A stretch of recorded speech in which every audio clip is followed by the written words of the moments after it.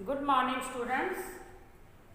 तो बच्चों, आज हम 7वीं कक्षा में से पाठ नंबर 5 मिठाई वाला, ठीक है, वसंत पुस्तक का ये पाठ नंबर 5 है। शीर्षक है मिठाई वाला और इसके लेखक हैं भगवती प्रसाद वाजपेयी। अब देखो, इस पाठ का नाम है मिठाई वाला, लेकिन इसमें जो बेचने के लिए आ रहा है व्यक्ति, वो एक बार मिठाइयाँ लेके आता है, उसके बाद खिलौने भी बेचने आ जाता है। तो इस तरह से वो अलग अलग चीज़ें बेचता है। गलियों में जो फेरी वाले आते हैं ना, वो फेरी लगाते हैं, तो अपना कुछ ना कुछ एक नारा सा बना लेते हैं कि हमें ये बोलना है। तो उसकी आवाज़ सुनकर के हमें पता चल जाता है कि वो आ गया व्यक्ति, और हम जल्दी से बाहर जाके उससे सामान ले लेते हैं।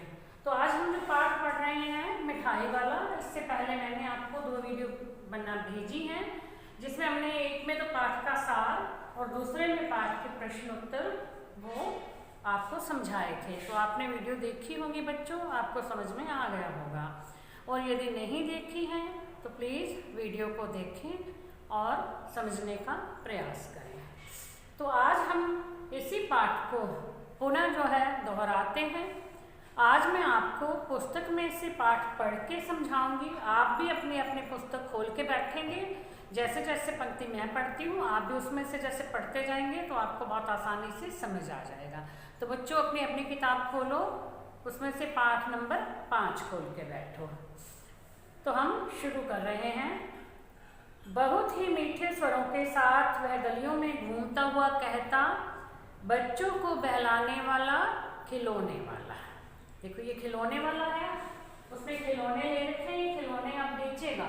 तो इसने अपना मतलब कि एक क्या नारा बना रखा है, एक पंक्ति बोलते हैं ताकि लोग उसकी तरफ आकर्षित हों, उनकी तरफ जाके, उनके पास जाकर के वो चीज़ें खरीदे। तो इसने अपना क्या बना रखा है, बच्चों को बहलाने वाला, खिलौने वाला। जैसे ये बोलता है तो छोटे छोटे बच्चे जो सारे भाग करके उसके पास आ जाते हैं और अपने मनपसंद के खिलौने लेने लगते हैं। इस अधूरे वाक्य को वह ऐसे विचित्र किंतु मादक मधुर ढंग से गाकर कहता कि सुनने वाला एकदम से अस्थिर हो उठता था। यानी यदि वो स्थिर होकर कहीं बैठा भी है, अस्थिर होना मतलब उठ के चल देता था उसके पास देखने के लिए कि कौन बोल रहा है, क्योंकि उसकी आवाज़ भी बहुत मीठी थी, बड़ी मधुर आवाज़ में और सुर में गाता था। उसके स्नेहाभिषिक्त कंठ से फूटा हुआ गान सुनकर निकट के मकानों में हलचल मच जाती। यानी स्नेह से भरे हुए, प्यार से भरे हुए इस पंक्ति को सुनते थे लोग, तो जो है वो सब इधर उधर कुछ उसको देखने के लिए खड़े हो जाते और कुछ उससे सामान लेने के लिए खड़े हो जाते। छोटे छोटे बच्चों को अपनी गोद में लिए युवतियां चिकों को उठाकर छज्जों पर नीचे झांकने लगती।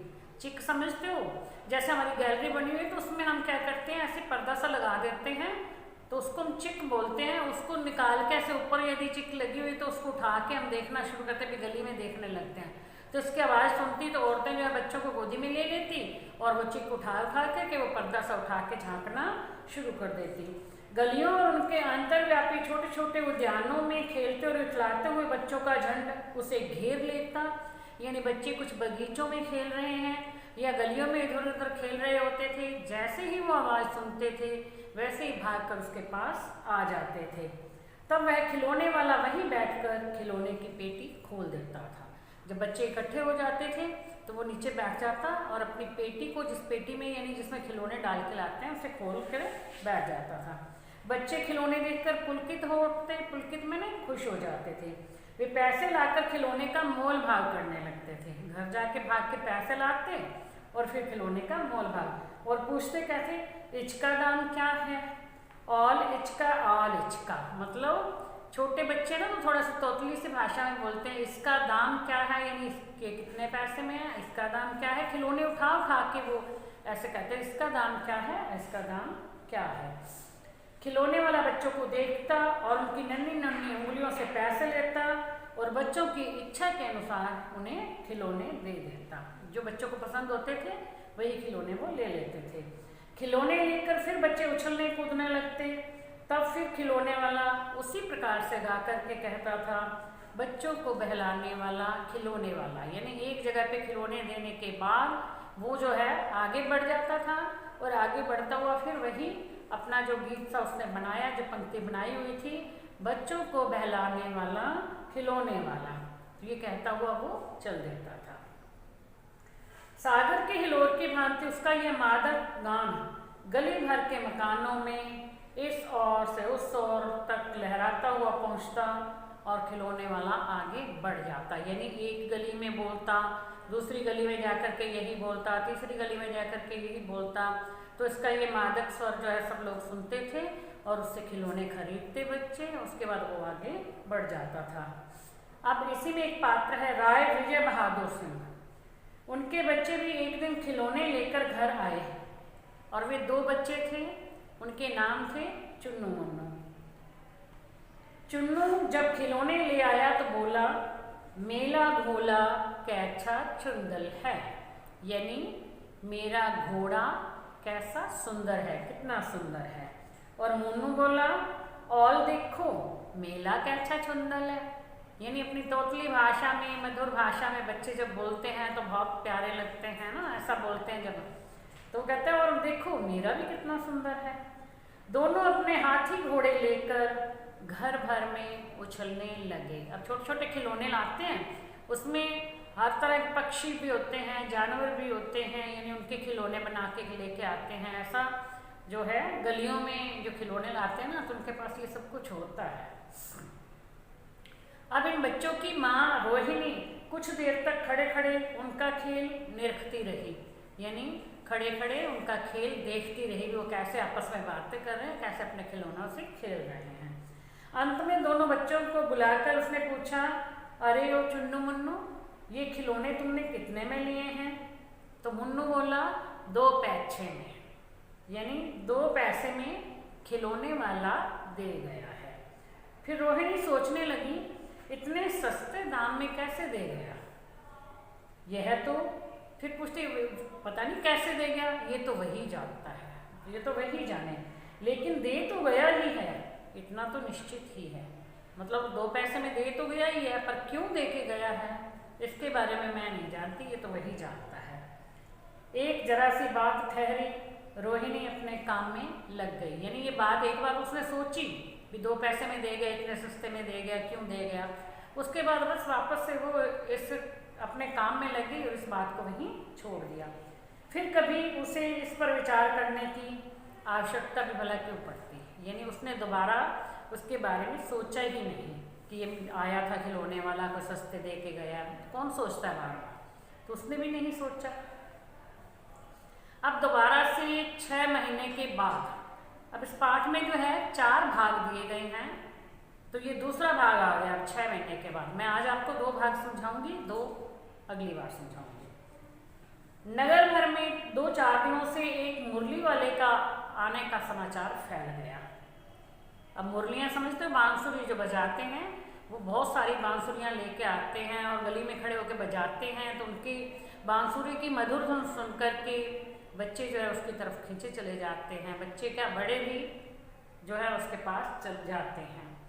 लोग कहने लगे, भाई वाह, मुरली बजाने में वह ही एक उस्ताद है, मुरली बजाकर गाना सुनाकर वह मुरली बेचता भी है, और सो भी 2-2 पैसे में। पहले खिलौने भी 2-2 पैसे में दे के गया था बच्चों को, और वो मुरली भी 2-2 पैसे में बेचता है। तो लोग जो है उसके बारे में बातें करते हैं, भी बड़ी अच्छी मुरली बजाता है, गाता भी अच्छा है, मुरलियाँ बजा करके और गा करके केवल 2-2 पैसे में वो बेच रहा है। भला इसमें उसे क्या मिलता होगा, मेहनत भी तो ना आती होगी। अब सब लोगों को ये लगने लगा कि 2 पैसे में यदि मुरली बेच रहा है तो उससे इससे क्या बचता होगा। एक व्यक्ति ने पूछ लिया, कैसा है वह मुरली वाला, मैंने तो उसे नहीं देखा। उत्तर मिला, उम्र तो उसकी अभी अधिक ना होगी, यही 30-32 का होगा, यानी ज़्यादा उम्र का व्यक्ति नहीं है, सिर्फ 30-32 साल का ही लगता है। दुबला पतला गोरा युवक है, बीकानेरी रंगीन साफा बांधता है, सिर पे जो है राजस्थान के लोग साफा सा बांधते हैं ना, कलरफुल सा, तो वैसा बांधता है। वही तो नहीं जो पहले खिलौने बेचा करता था। अब उसका जब वो सुना ना उसके बारे में, उसका जो चित्रण किया गया था, बताया गया भी वो कैसा दिखाई देता है, तब लगा कि कहीं वही तो नहीं है जो खिलौने भी बेचा करता था। क्या वह पहले खिलौने भी बेचा करता था? हाँ, जो आकार प्रकार तुमने बतलाया उसी प्रकार का वह भी था, तो वही होगा।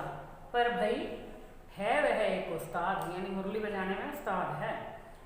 प्रतिदिन इसी प्रकार उस मुरली वाले की चर्चा होती थी, यानी उसकी बात की जाती थी। प्रतिदिन यानी हर रोज नगर की प्रत्येक गली में उसका मादक मृदुल स्वर सुनाई पड़ता, यानी बहुत ही मधुर स्वर में वो गाता था, बच्चों को बहलाने वाला मुरली वाला।